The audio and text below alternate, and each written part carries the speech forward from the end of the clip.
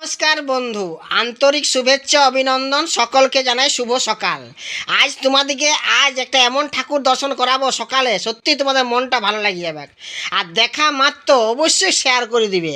চলো তোমাদের সেই ভৈরব ঠাকুর দর্শন করাই।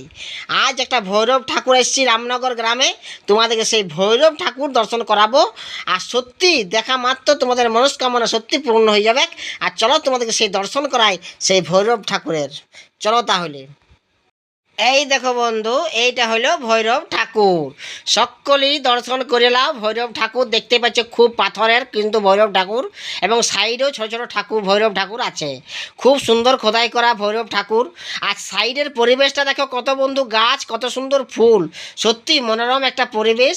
আর ভৈরব ঠাকুর দর্শন করে নাও আর একটু শেয়ার করে দাও, তোমাদের মনস্কামনা পূর্ণ হবে।